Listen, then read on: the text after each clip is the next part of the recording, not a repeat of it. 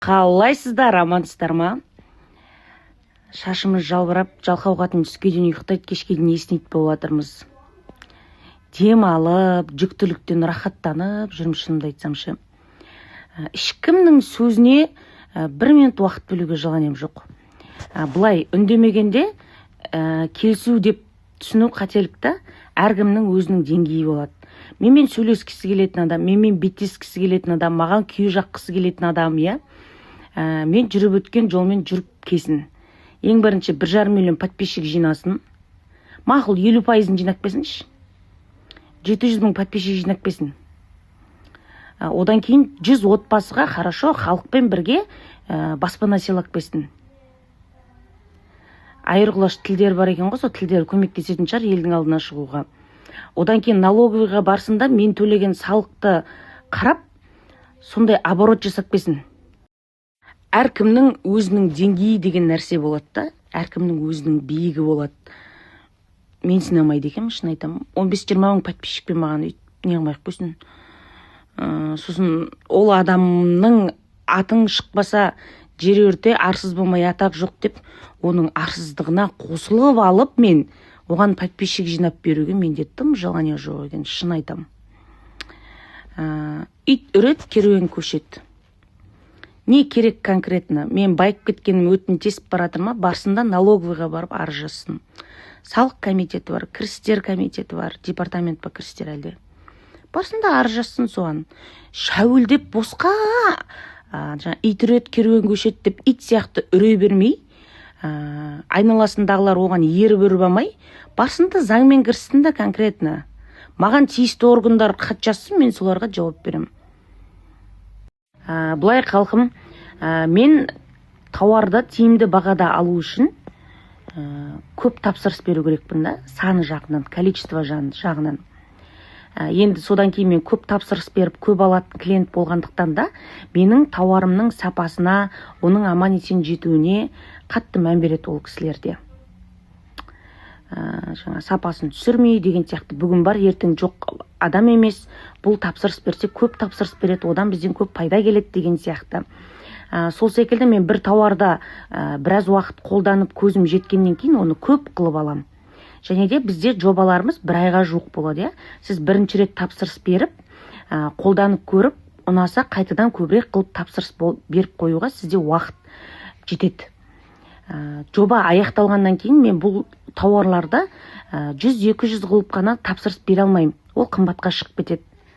Сондықтан да менің айтарым, осындай жоба барысында, алғашқысында сатылып жатқан әр тауардан 1-2 штуктан алып, одан кейін ұнап көңіліңізден шығып пайдасын көргеннен кейін көбірек қылып тапсырыс беріп қойсаңыз, осындай жоба барысында дұрыс болушы еді. Өйткені мен жобадан кейін бұл тауарларды қайта әкелемін, әкелмеймін деген сияқты 100% сеніммен айта алмаймын. Сондықтан да бұл бет маскасы да ертең жоба аяқталғаннан кейін сатылымда болады ма, болмайды ма, оны және білмеймін. Дәл сол секілді бет жуатын умывашканы да сұрап жатқан жандар өте көп. Бірақ әзірге мен әкелмеймін. Менің қазір складым тола, сол складтағы тауарларымды сатып болғаннан кейін ғана мен жаңа тапсырыстар жасаймын. Жұмыс іздеп отырмын дегенде, біреуге мал қайғы, біреуге жан қайғы деп. Мен жұмыс істейтін адам таппай отырмын, айналайындар. Өткенде біраз жандар келді, бірақ ол кісілерге біздің жұмысымыз тура келмеді, бізге ол кісілер тура келмеді. Солай бір-біріміздің көңілімізді таппадық.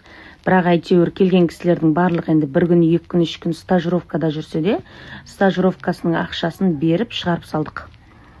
Кісі ақысын жемейік деп. Маған үйге профессиональный повар керек халқым. Аспаз. Одан кейін біздің бала қараушы апайымыз осы айдың соңында жұмыстан шығайын деп жатыр, отбасылық мәселелеріне байланысты. Сондықтан бала күтуші керек.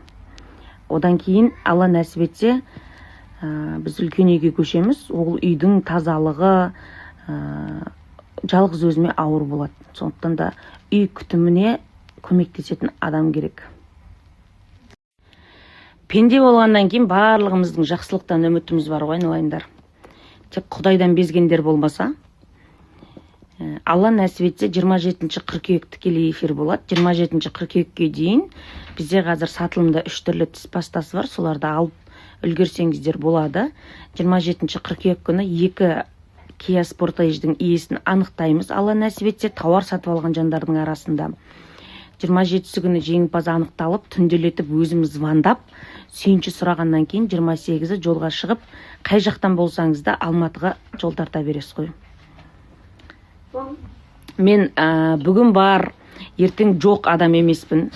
Алланың жағып берген отын адамға ақымақ үрлеп өшіре алмайды.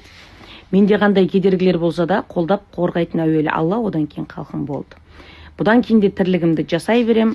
Сондықтан да болашаққа мен кедергі болмау үшін қашанда қолға алған ісімді дұрыс бастағаннан кейін оны дұрыс аяқтап, әдемі нүктесін қою.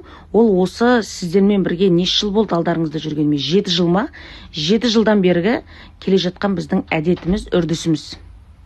Қазақта тек жүрсең, тоқ жүресің, домаланып көп жүресің дейді ғой. Ойбай, ырыспала тексерілсін, ырыспала үйтті бүйтті деп жатыр. Аха, жақсы. Соны құзырлы органдар көрмей отыр дейсіздер ма? Көріп отыр, маған сұрақтарын қойып отыр. Мен заң жүзінде жауап беріп отырмын, болды. Аллаға шүкір, басымыз аман, бауырымыз бүтін, қағанағымыз қарқ, сағанағымыз сарқ. Алла нәсіп етсе, бұдан кейін де мен өз жұмысымды жалғастыра берем. Оттап отырғандар айтқандай, өзге елде ұлтан болмаймын, өз елімде сұлтан боламын, айналайындар. Өйткені ырыспала қылған осы қарапайым халық, осы халықтың ортасында көппен біргемін. Оттамаңдар. Халқым, маған дегенде сіздердің сердцеларыңыз слабый екенін білем. Какой привет, такой ответ деп дәл сондай қарым-қатынастамын өздеріңізбен. Бірақ мүлде ақтап, жақтап, уақыттарыңызды кетіріп, нервтарыңызды таусып, әуре болмасаңыздар, қайтесіздер. Өзі мақтау керек, мені жақтау керек кез болса, мен өзім айтам, халқым, әуде жүрмедіңіздер ма деп. Вообще не стоит, шын айтам. Кетшей десеңіздер, болды ғой, мүлде мән бермеңіздер. Мен жүрім ғой. Тірімін. Мен өліп қалсам, артымнан айтыңдар. Мысалда. Вообще мән бермеңіздер, нервтарыңызды құртуға не стоит. Қолдарынан келгенін істеп алсын десеңіздер, болды ғой. Мен өз-өзіме осындай сенімділікпен жүрім, сіздер неғып күйіп пісіп жатсыздар? Ой, молодец, айналайын, жұрттың қызы деген сізсіз ба? Өзім бар қандай, бір жұмысты ұзақ жасай алмайтын болғандықтан, білім қуып, қатты бір білімнің соңында кетпегеннен кейін, сол білімнің соңында жүріп, бір қызметті, мансапты таңдап, соған қол жеткізіп жатқан қыздарды бар ғой. Әсіресе білім қуған қыз балаларды қатты құрметтеймін ше. Мәләдессіз. Жұрттың қызысыз біз үшін. Оқыңыз әрмен қарай. Докторантурадан кейін одан да жоғарғы не дейтін еді бұндайларды? Магистратура, докторантура деді ғой. Одан кейін не бар еді? Соның бәрін оқып, осы елімізге белгілі профессор, өз ісіңіздің маманы болыңыз. Сіздің алдыңызға кіре алмай бәрмес, пожалуйста, пожалуйста деп жүрейік. Ромамен ажырасқанымды, шетелде жүргенімді өзім біледім екем.